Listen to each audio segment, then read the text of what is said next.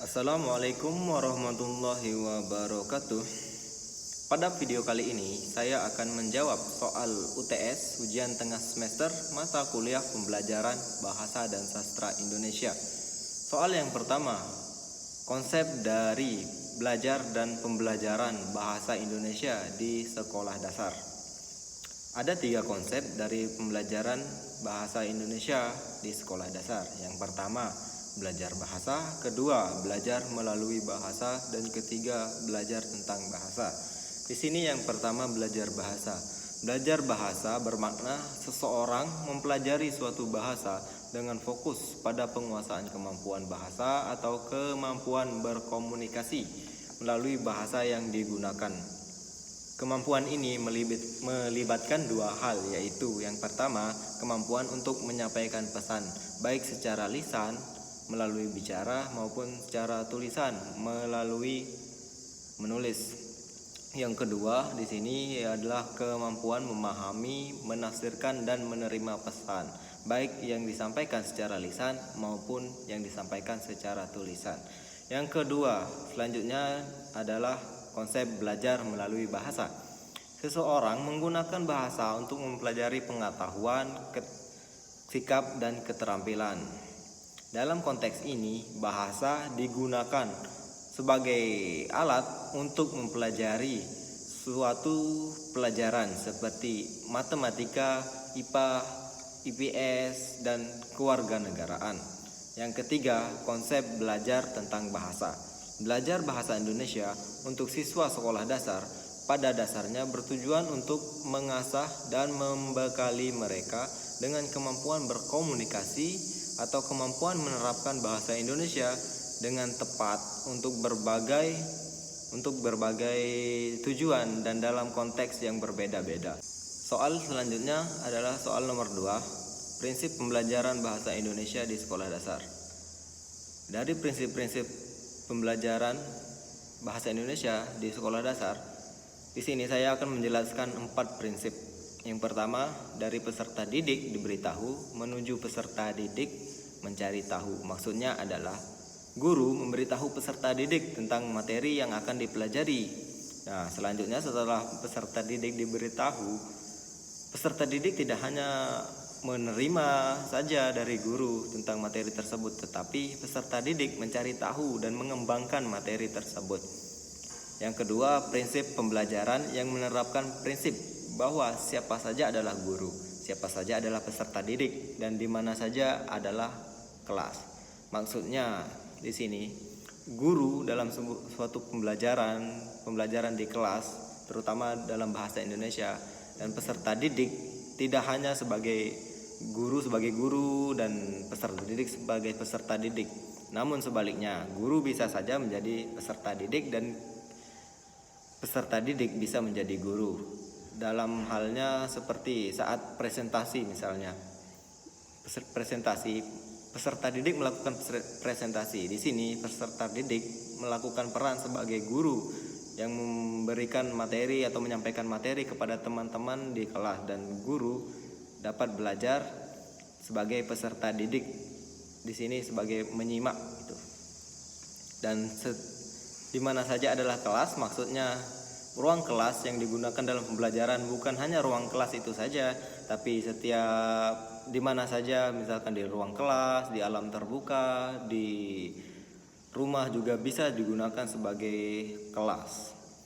Prinsip yang selanjutnya, dari guru sebagai satu-satunya sumber belajar menjadi belajar berbasis aneka sumber belajar. Di sini maksudnya guru adalah satu-satunya sumber belajar apabila guru hanya menyampaikan materi dengan misalkan hanya menyampaikan materi dengan cara ceramah saja dan itu saja. Nah, kemudian setelah menyampaikan materi ini, guru menggunakan sumber belajar yang lain, bukan hanya dengan ceramah dari buku atau dari satu sumber belajar, tapi menggunakan sumber belajar yang lain, misalnya menampilkan sebuah video, gambar, atau menggunakan PowerPoint. Nah, di sini guru menggunakan berbagai sumber belajar. Prinsip yang keempat di sini adalah pemanfaatan teknologi informasi dan komunikasi untuk meningkatkan efisiensi dan efektivitas pembelajaran. Dalam pemanfaatan teknologi dan informasi dalam pembelajaran, di sini kita bisa memanfaatkannya untuk meningkatkan efisiensi dan efektivitas pembelajaran. Sebagai contoh, kita bisa mengambil sumber-sumber belajar dari internet. Nah, di sini kita sudah menggunakan teknologi dan informasi sebagai sumber dalam pembelajaran. Selanjutnya pertanyaan ketiga. Komponen pendekatan kontekstual dalam pelajaran bahasa Indonesia. Ada 3 komponen di sini. Yang pertama, komponen bertanya atau questioning. Apa makna komponen ini?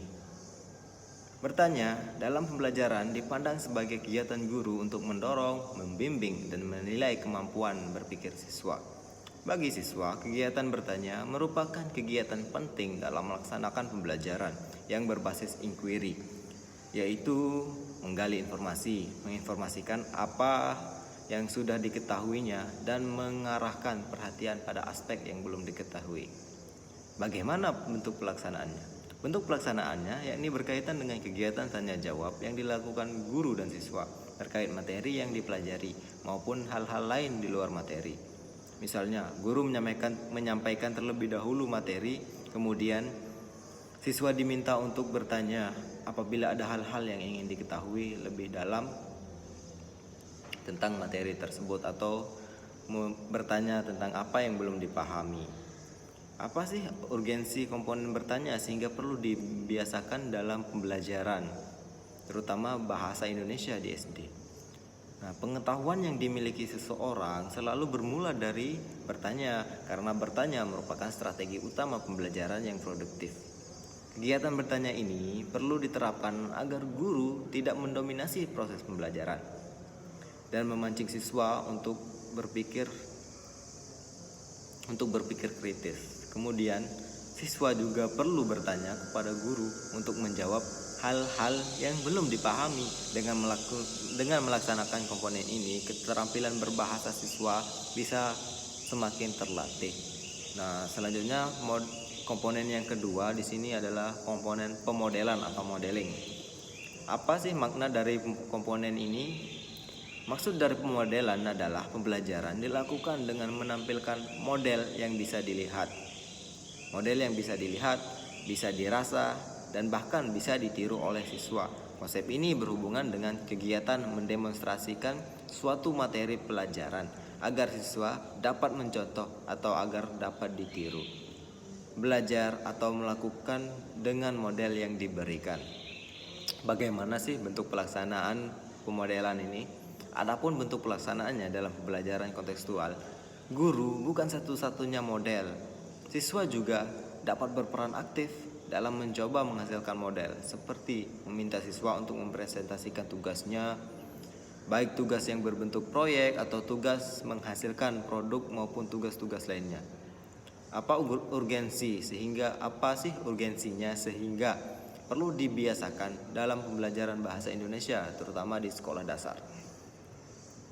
Pentingnya pemodelan ini dalam bahasa Indonesia agar siswa mampu aktif dalam pembelajaran. Kegiatan belajar tidak monoton hanya mendengar penjelasan guru, tetapi siswa juga ikut di dalamnya. Komponen yang ketiga di sini adalah penilaian yang sebenarnya atau authentic assessment. Apa makna komponen ini? Penilaian yang sebenarnya merupakan tindakan menilai kompetensi siswa secara nyata. Dalam pembelajaran kontekstual, penilaian ditekankan pada proses pembelajarannya. Maka data dan informasi yang dikumpulkan harus diperoleh dari kegiatan nyata yang dikerjakan siswa pada saat melakukan proses pembelajaran. Bagaimana sih bentuk pelaksanaannya? Bentuk pelaksanaannya yakni dengan membuat alat penilaian yang dapat menilai proses pembelajaran siswa seperti teknik tes, portofolio, lembar observasi, dan sebagainya. Urgensi penilaian sebenarnya atau authentic assessment sehingga perlu dibiasakan dalam pembelajaran bahasa Indonesia, yakni agar dapat menilai kinerja dan kemampuan siswa secara nyata yang meliputi ranah pengetahuan, sikap, dan keterampilan, bukan hanya satu ranah. Selanjutnya pertanyaan yang keempat. tentang IPK dan tujuan pembelajaran. Dalam perancangan pembelajaran, indikator pencapaian kompetensi dan tujuan pembelajaran merupakan komponen penting. Keduanya merupakan bentuk perincian dari kompetensi dasar sebagai tujuan utama pembelajaran setiap jenjang kelas di sekolah dasar. Dalam tabel kata kerja operasional, kelompok mana yang termasuk low order thinking skills atau LOTS dan high order thinking skill? Nah, di sini yang termasuk ke dalam kelompok LOTS atau low order thinking skills adalah kelompok kata kerja operasional yang termasuk ke dalam C1 sampai dengan C3. Sebagai contohnya mengidentifikasi, menyebutkan dan sebagainya. Nah, selanjutnya yaitu kelompok high order thinking skill atau HOTS.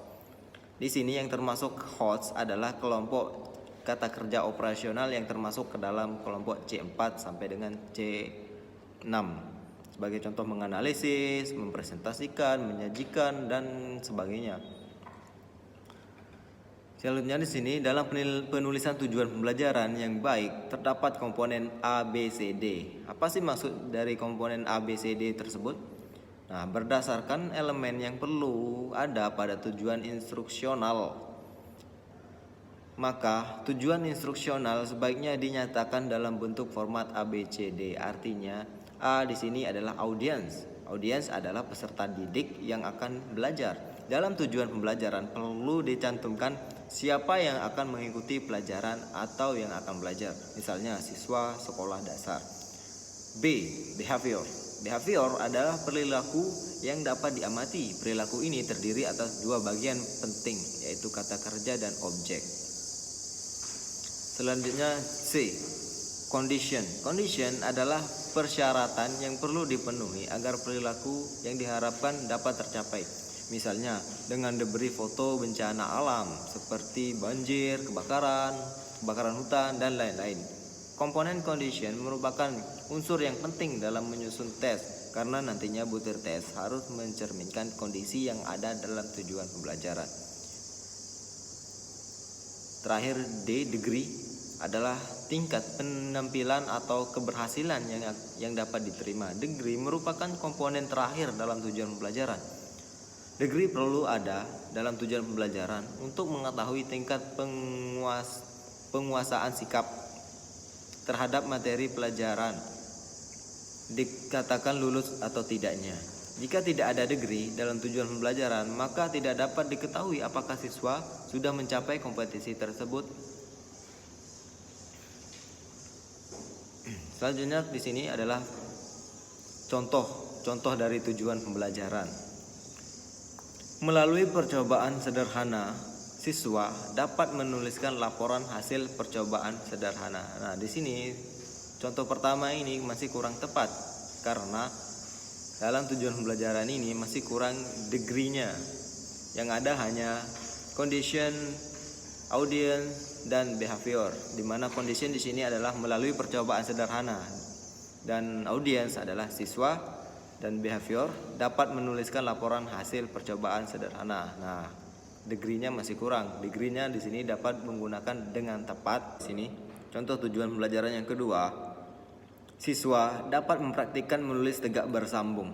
Nah, contoh ini juga masih kurang tepat karena masih kurang di sini hanya ada audiensnya saja. Siswa dapat mempraktikkan menulis tegak dan behaviors. Masih kurang conditions. Condition di sini dapat kita masukkan melalui percobaan sederhana. Siswa dapat mempraktikkan menulis tegak bersambung. Nah, dan kita bisa menambahkan degree-nya dengan baik dan benar atau dengan tepat. Ya, sekian dari saya. Wabillahi taufiq wal hidayah. Wassalamualaikum warahmatullahi wabarakatuh.